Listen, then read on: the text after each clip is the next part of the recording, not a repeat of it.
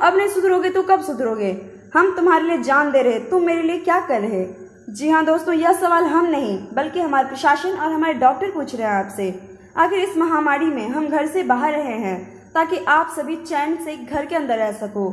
लोग चैन से घर के अंदर रहे, इसलिए प्रशासन दिन प्रतिदिन लोगों को लाठी की चोट पर नियमों का पालन करवाने पे उतर चुकी है। यहाँ तक कि दरभंगा टावर के पास जब पुलिस पहुंची, उन्होंने जब जांच पड़ताल चालू रखा भरे दोपहर को, तो कि कोई व्यक्ति आखिर नियम का उल्लंघन तो नहीं कर रहा, तभी उन्होंने पाया कि एक कपड़े की दुकान खुली हुई थी। जब पुलिस ने कानूनी कार्रवाई करने की सोची, तब युवक ने जवाब दिया कि शादी के लिए कपड़े का ऑर्डर था जो कि पहले से बुकिंग किया गया था, इसलिए दुकान खोलना पड़ा। मगर प्रशासन पूरी सख्ती के साथ एक युवक को गिरफ्तार कर लिया ताकि पुलिस आगे की कार्रवाई अच्छे से कर सके। वो दुकान था श्री कलेक्शन साड़ी। जी हाँ दोस्तों, तब तक के लिए हम आपसे विदा लेंगे। आपको मेरा वीडियो कैसा लगा कमेंट करके जरूर बताइए।